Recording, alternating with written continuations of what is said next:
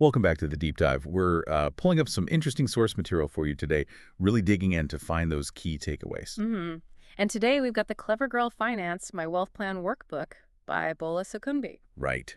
And this is, well, it's framed as a roadmap, isn't it? A guide to help you, the listener, get a handle on debt, boost your savings, and really build a foundation for, actual wealth Yeah. tailored to your situation. Exactly. So our mission here is to walk through the steps this workbook suggests, pull out the most useful tools, the core ideas, basically help you map out your own path to financial freedom using this specific guide.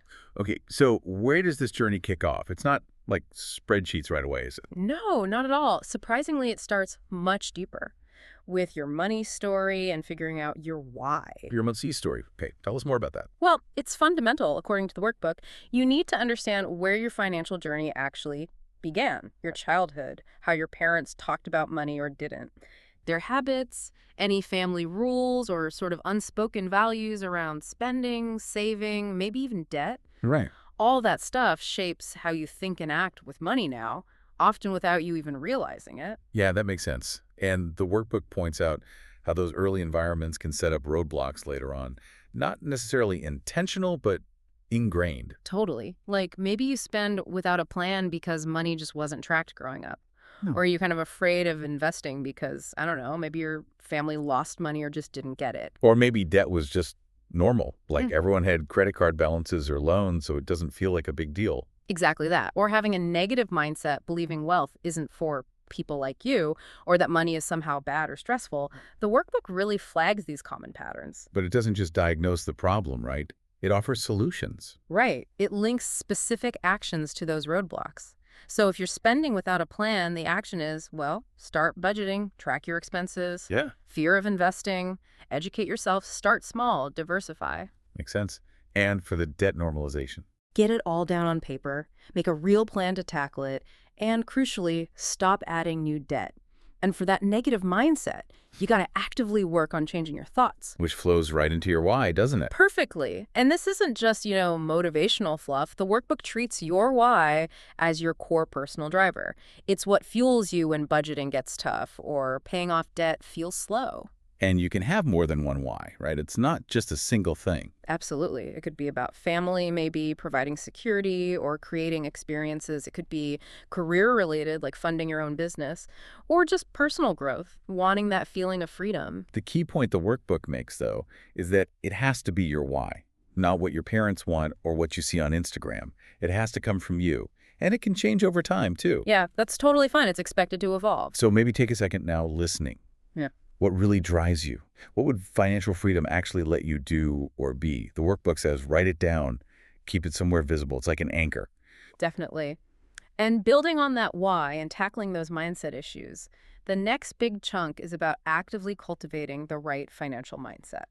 Like it's a muscle you need to train. Because let's face it, we've all made money mistakes. The workbook acknowledges that, right? But it says that doesn't block future success. Not at all. The message is really empowering. You can succeed, but you need to build that mental strength. And one tool for that is affirmations. Okay, affirmations. Yeah. How does the workbook define those simply? Just declaring something to be true. It's about consciously choosing your thoughts, taking control of that inner voice. Because when you start thinking about big goals being debt-free, buying a house, those old negative thoughts can pop up, like, I'm terrible with money or I'll never get there. Exactly. So positive affirmations, when you craft them right, are tools to fight back against those thoughts, to train your brain to believe achieving your goals is possible, which then helps you take action. And there are guidelines for creating them. Yeah, practical ones. Keep them short, personal, present tense, like it's already happening. Positive wording, and crucially, don't compare yourself to others. It's about your progress. Can you give some examples from the workbook? Sure, things like money flows easily into my bank account, or I am successfully paying off my credit card debt, or I make smart, informed investment decisions. Specific is good. And the idea is to keep them visible. Phone screen, mirror, fridge. Yeah, exactly. See them often, say them often. It helps cement the belief, and that belief spurs action. The workbook also briefly mentions your circle of influence, the people around you. They can either support your goals or kind of drag you down. Right, surrounding yourself with positivity. Okay, so mindset is being worked on. What's the next practical step? Getting organized.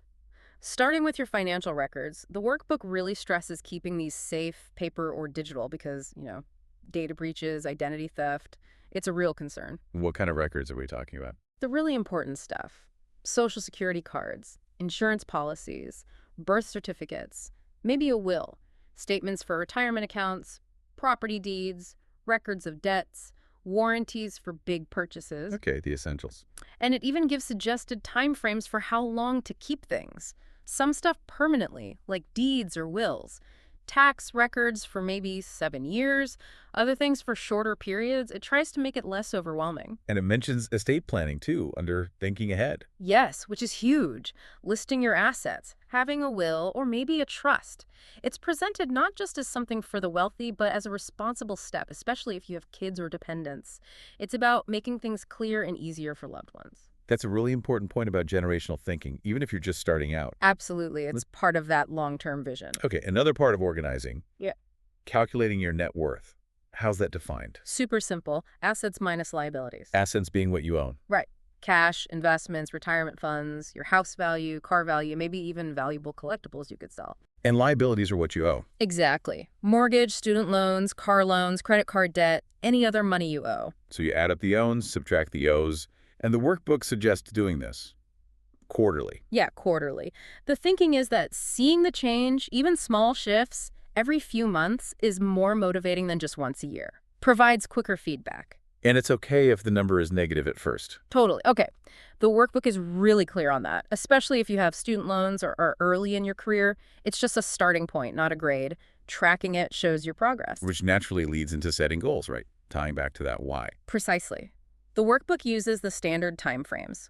Short term, under 5 years, midterm, 5-10 years, long term, 10+ years, and it suggests picking maybe 3 to 5 big ones to focus on. Like becoming debt-free short-term, saving for a house midterm, retirement long-term, that kind of thing. Yeah, those are common examples. The main thing is prioritizing what matters most to you now. And these goals need to be specific, measurable, not just save money. Right. It's save $6 per month towards Y goal, or pay an extra $1 per month on this debt to be free by date. That specificity is key. Because then those goals become part of your budget, things you actively track. And hitting them is what actually increases your net worth. Exactly. It all connects. Okay, foundations are set, mindset's work in progress, your organized goals are defined. Now, the spending. Now the spending, mastering your habits. And the workbook is blunt. Tracking your spending is an eye-opener. It's about awareness, not judging yourself. Absolutely. Finding out where the money actually goes, identifying those habits, those little leaks you think you know, but the numbers often tell a different story. Food, groceries, eating out, those are often the big surprises. And it suggests starting with pen and paper for a couple of weeks. Yeah, it's an interesting psychological angle. Physically writing down every single transaction, coffee, online purchase, whatever, seems to create a stronger connection and awareness than just looking at a bank statement later. So how much time does that take? Just a few minutes each day to jot things down, then maybe 15-30 minutes a week to review. The workbook even has a little journal format asking not just what you bought, but why and how you felt about it. Well, the feeling part is interesting.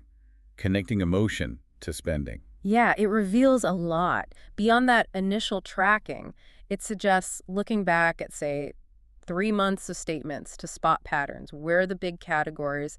Where could you realistically cut back? That daily coffee versus making it at home, for instance. Right. The point is making conscious choices, spending intentionally, deciding where you want the money to go instead of wondering where it vanished. And that frees up cash for goals. Which helps tackle the bad habits the tracking might uncover. Exactly. Overspending, not having a budget, paying bills late, carrying credit card balances, using the emergency fund when it's not an emergency, those forgotten subscriptions. So how do you break those habits, according to the source? It's a 2-step process. First, identify the habit, where, when it happens, and trigger the feeling or situation. Second, plan an alternative. What can you do instead when that trigger hits? Reviewing statements helps spot those patterns. And all this feeds into budgeting. Yes, the power of budgeting. The core idea here is paying your essentials and your financial goals first before the discretionary spending. Paying yourself first. Exactly. When money comes in, funnel some immediately to retirement, to your emergency fund before you pay the bills or think about wants. And that emergency fund is non-negotiable. Absolutely critical, the workbook stresses. It's your safety net: job loss, medical issue, car trouble. It stops you from wrecking your whole plan by racking up high-interest debt. How much should be in there? The target is 3 to 6 months of your basic living expenses. Rent or mortgage, utilities, food, transport, insurance, the must-haves. And if you have kids, they're basics too. Okay. And the workbook talks about different budgeting methods, like percentages. Yeah, it presents them as frameworks, not rigid rules. The 50-30-20 is probably the best known. 50% needs, 30% wants, 20% savings debt payoff. That's the one. 50% for essentials, 30% for discretionary stuff, and 20% for future extra debt payments. Building that emergency fund, investing. But it mentions other variations too. Oh yeah, 80-20, 70-20-10, even custom splits. The point isn't the exact percentage, it's finding a structure that helps you allocate your income purposefully. So creating the budget means listing income, listing all expenses fixed, variable savings goals, and seeing if it balances. Right. Compare income to planned spending, make adjustments, and there's often a worksheet to help figure out that emergency fund target and plan how to save for it. Okay, budget's in place. Now, the big one for many people, debt. It can feel overwhelming. It really can. But the workbook's message is that it's manageable. It takes changed habits, maybe some reprioritization, but you can do it. And the first step is getting radical about seeing it all. Yeah, visually. Write down every single debt: credit cards, student loans, car, medical bills, everything. Yeah. With the balance and, crucially, the interest rate. Seeing it all together is powerful. The workbook distinguishes between good and bad debt too, right? It does. Good debt is often seen as leverage for something that might appreciate or increase income potential, like a mortgage or maybe student loans. Bad debt is usually high-interest debt on things that lose value or just consumption, like credit cards. And that leads to payoff strategies. Snowball versus avalanche. Exactly. Two main methods. Snowball is smallest balance first. Right. Pay off the smallest debt first, regardless of interest rate, to get quick psychological wins. Builds momentum. Avalanche is highest interest rate first. Correct. Mathematically, this saves you the most money in interest over time. So it's a trade-off. The feeling of progress with Snowball versus saving more money with Avalanche. And the workbook gives tips to speed up the process. Loads of them. Beyond just sticking to your chosen method, it emphasizes keeping that positive mindset. Practically. Pay more than the minimum whenever you can. Even a little extra helps chip away at principal and saves interest. Consider consolidation maybe, but be careful with intro rates and fees. Increase income temporarily. Side job, overtime. Yep, or sell stuff you don't need. And then the expense cutting. Maybe trim the cable package, find a cheaper phone plan, tack lunches, carpool, get strategic with groceries, make a list, don't shop hungry, look for sales cancel subscriptions you aren't using. And using windfalls like tax refunds or bonuses for debt. That's a big one. Resisting the urge to splurge and throwing it at the debt instead. What about student loans specifically? Prioritize based on rates, balances, terms. Often, private loans have higher rates and less flexibility, so tackling those first might make sense if you have both private and federal. Look into forgiveness programs or repayment options, too. Okay, debt strategy in place. Next up, credit scores. Right. Building good credit. First reminder, you can get your free reports annually from the big three bureaus, Experian, Equifax, TransUnion via annualcreditreport.com. And what's considered a good score?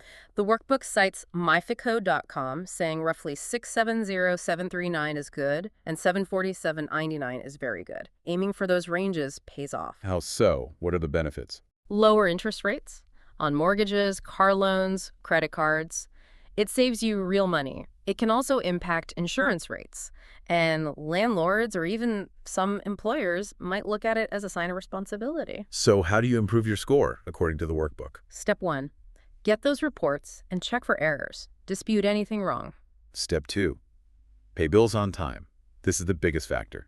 Set reminders, automate payments if you can. Catching up helps, but consistent on-time payments are key. Step 3. Lower your credit utilization. That's how much credit you're using compared to your limits, especially on credit cards. Exactly. Owing $950 on a $1,000 limit is terrible for your score.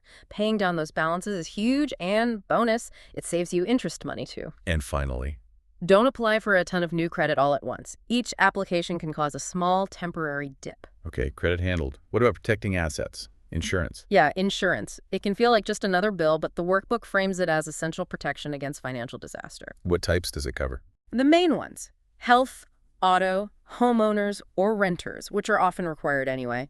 Life insurance, especially if people depend on your income. Disability insurance, too. Yes, super important. It protects your income if you can't work. Also, maybe specific policies for valuable items or extra coverage if you have a home business. The goal is basically plugging any gaps that could sink your financial ship if something bad happens. Precisely. It mentions home security measures too, which can sometimes lower premiums, but the main point is risk management. All right, solid foundation, story, mindset, organization, budget, debt plan, credit, insurance. Now we're ready for investing. Now we're ready to talk about really building wealth through investing. The workbook defines it simply as making your money work for you. Through assets growing in value or earning interest or dividends. Right. Appreciation, interest, dividends. It's about moving beyond just trading your time for a paycheck. Investing offers diversification and that amazing power of compounding growth over time. But people are often scared of investing, right? Losing money. Definitely. The workbook tackles that head on. It suggests facing those fears with knowledge. You can even list your fears, figure out what you need to learn to counter them, and track your learning progress. It explains market ups and downs too. Bear markets, bull markets. Yeah, basic concepts. Bear markets are when prices fall, can be scary, but also potential buying opportunities. Bull markets are when prices rise, lots of confidence. Briefly mentions bubbles, like 2008, where things get overvalued. But the real engine is compounding. That's the core message: money earning money, which then earns more money. The examples show how starting early, investing consistently, and getting decent returns makes a massive difference over decades. But even if you start later, consistent investing is still powerful. Before diving in, though, there's a checklist. Are you prepared? Yes. Important questions. Do you have a steady income? Is your emergency fund full? Have you paid off high-interest debt, like credit cards? Have you planned for near-term needs so you won't need this investment money soon? Is your insurance sorted? Gotta have the foundation solid first. Okay, foundation's good. Then what? Define your investing objective and your risk tolerance. How much risk are you comfortable taking for potential reward? Conservative, moderate, aggressive. Sort of. Conservative focuses on preserving capital. Aggressive seeks higher returns, accepting more risk. Most people are somewhere in between. Knowing this helps you stick to your plan during market swings and avoid emotional decisions or chasing hot stocks. Then it gets into types of investments. Stocks, bonds. Yep. Stocks mean ownership in a company, potential growth, and maybe dividends. Bonds are basically loans you make to a government or company earning interest. Generally less risky than stocks, but still have risks. But it suggests most people should focus on funds. Right. Instead of picking individual stocks or bonds, which is hard, consider funds. They pool money to buy lots of different investments. Like mutual funds or ETFs. Exactly. It explains the difference. Actively managed mutual funds have a manager trying to beat the market, usually higher fees, often don't succeed long term. Versus passive funds. Like index funds, they just try to match a market index, like the S&P 500.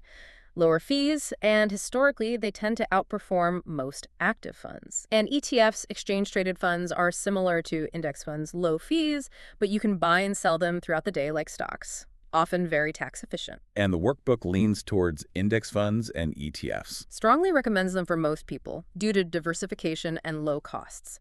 It lists some popular options from big firms like Vanguard, Fidelity, Schwab. How do you research these funds or stocks? Look at the fundamentals. Understand the company or fund's financial health, its plans. Check historical performance, but consider the context. Know its objectives. And critically, check the fees. Expense ratios, other costs. Lower fees mean more money stays working for you. It also mentions simpler portfolio strategies, like a 3-fund portfolio. Yeah, ways to get broad diversification easily. A common one is U.S. stocks, international stocks, and U.S. bonds. Simple, low cost, historically effective. Or even simpler, a 2-fund portfolio, maybe U.S. stocks and bonds. Asset allocation in the mix is key. Okay, where do you actually do the investing? Brokerages. Right. You need an investment avenue. Brokerage firms act as the middlemen. Could be full service, advice, higher fees, discount, just transactions, lower fees. Or online robo-advisors. Automated investing, low fees, often handle rebalancing for you. What about hiring a human financial advisor? The workbook gives great advice here. Get recommendations, check their background, interview them. Ask the crucial question, are you a fiduciary? The answer must be yes. That means they're legally required to act in your best interest. Understand how they're paid too. But even with an advisor, stay involved and educated yourself. Absolutely. It's still your money. Then there are the different accounts for investing. Retirement accounts. Yeah, huge benefit. Tax advantages. Like 401k or 403bs Right. through work. Employer-sponsored plans often come with an employer match that's free money, higher contribution limits. Contributions might be pre-tax, traditional 401k, or after-tax, Roth 401k, affecting when you pay taxes. Growth is usually tax-deferred. And IRAs, individual retirement accounts. Yep. Traditional IRA, pre-tax potentially. Roth IRA, after-tax, tax-free withdrawals in retirement. Lower limits than employer plans usually. SAPs are for self-employed folks. Tax rules vary. And regular brokerage accounts. Those are non-retirement. You invest after-tax money, and you pay taxes on gains when you sell. No retirement tax breaks, but also no withdrawal penalties based on age. And a big warning about borrowing or withdrawing from retirement accounts early. Huge warning. It lists all the negatives. You lose potential growth. Compounding stops. You might face penalties and taxes. If you leave your job, you might have to repay immediately. Use the emergency fund instead. How do you figure out how much you need for retirement? It gives a basic formula, thinking about your estimated annual expenses in retirement, how many years that might be, factoring in taxes. Online calculators help a lot, considering inflation and potential returns. And investing doesn't stop at retirement, right? Not at all. Retirement is a period, maybe decades long. Your money keeps working. Your strategy likely becomes more conservative, focusing more on preserving capital and generating income than maximum growth, but you're still invested. Okay, last point on investing, rebalancing. Right. Keeping your portfolio aligned with your target asset allocation. Say you wanted 70% stocks, 30% bonds. If stocks soar, you might end up with 80% stocks. Rebalancing means selling some stocks and buying bonds to get back to 70-30. When do you do that? Maybe once a year is a good baseline, or if market shifts really throw your allocation off. Or as you get closer to retirement, you'll shift to be more conservative. Robo-advisors often do this automatically. When should you sell an investment? Good question. Maybe you reached your goal for that money, or you need the funds for a planned purpose, or maybe the investment itself is fundamentally flawed. Now, bad company performance, scandal. Selling at a loss can happen. Focus on the long-term overall picture. Patience is key. Okay, shifting gears slightly. The workbook also covers building other income, like a side hustle. It does. Recognizing that requires similar traits. Patience, focus, perseverance, the right mindset. What's the advice for starting? Reflect on your skills and passions, but mostly make dedicated time for it. Schedule it. Minimize distractions. Ask for support. Be realistic about the commitment. Where do business ideas come from? Anywhere. Solving a problem you see, using a talent or skill, pursuing an interest. The workbook stresses that commitment is actually more important than just raw passion. And it covers basic business planning. Yeah, simple stuff. What problem do you solve? What's your legal structure? An LLC is often recommended for liability protection. Who is your ideal customer, really understanding them? Detailing product services, pricing, delivery, Hmm. and checking out the competition. Right. Not just what competitors do, but how you can be different, offer a better experience. What about branding? More than a logo. It's your identity name, colors, fonts conveying your mission, and your brand story. The authentic why behind your business that connects with customers. And having an online presence is essential today. Non-negotiable, really. People search online first. A consistent content strategy, planning what you share, builds authority and keeps you visible. Website versus just social media. The workbook makes a strong case for a website. You control it, unlike social media platforms where algorithms change. It builds credibility, attracts search traffic, showcases everything clearly. Key pages, home, about, services, contact, legal stuff. Exactly. And your content strategy uses different formats, writing, video, audio, whatever fits you and your audience. A schedule helps manage it all. Okay, what about the money side of the business? Starts with estimating startup expenses, the initial costs to launch. Website, registration, maybe inventory. Then operating expenses, the ongoing costs. Right, monthly costs like software, marketing, supplies. Some are fixed, some variable, growing with the business. Categorizing them helps see where the money goes. Tracking profit versus expenses is key. Vital. See what's profitable, where you're spending too much, which services sell best. And a business budget. A simple plan, maybe a spreadsheet, forecasting income and expenses, helps manage cash flow. A break-even analysis tells you how much you need to sell just to cover costs. Pricing is tough. Yeah, common struggle. The goal is getting paid fairly, maximizing profit, but staying competitive. It mentions different strategies, cost-based, value-based, etc. Testing helps. And tracking business metrics. Crucial. Financial ones like revenue, profit margin, marketing ones like customer acquisition cost, website traffic, where are people coming from, what are they doing? Start with just a few key metrics and review them regularly. Finally, the workbook gets into building a team and personal growth. Yeah, recognizing you can't do it all alone. Growth often requires support. Like hiring help, a virtual assistant. Could be. For tasks you can delegate, it gives a checklist for hiring. Define the need, find candidates, have clear contracts. Then mentors. Invaluable. Finding them through your network, events, communities. Requires being intentional. And this loops back to personal reflection, changing your narrative. Exactly. Reflecting on your past, how it influences you now, and consciously choosing a more empowering future narrative. Maybe creating an affirmation about deserving success. Overcoming adversity, advocating for yourself. Yeah, handling criticism, setting goals, negotiating, having tough conversations. These actions build confidence, reminding yourself of your value. Taking leaps of faith. Scary, but necessary for growth. Trust your gut, but be strategic. Weigh pros and cons, have backup plans, believe in yourself. And finally, inspiring others despite negativity. Standing strong in your truth, remembering your why, your journey can make an impact. Reflecting on how far you've come builds resilience. Wow. Okay, that was a comprehensive journey through the Clever Girl Finance by Wealth Plan Workbook.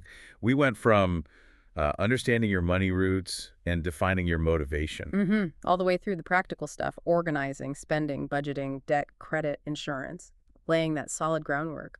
Then into the wealth building parts, like investing, the mindset, getting ready, the different types, strategies, how to actually do it. And even exploring building alternative income with a side hustle or business, covering the financial side of that too. And woven throughout, that thread of personal growth, getting support, pushing past fear, really stepping up. Yeah, it really is presented as a complete roadmap, step by step, designed to help you take charge, build wealth, and create the life you want wherever you're starting from. And it's flexible, right? You use the parts that apply to you now, come back to others later. Exactly. It's your plan. So, as we wrap up this deep dive, here's something to think about. Out of everything we just discussed, from your money story to maybe investing or starting that business, Yeah. what's the one step that really resonates with you right now? Yeah, what feels most relevant or urgent for you? And then think about this. What's one very small, totally doable action you could take, maybe even today, to move just a little bit forward on that one step?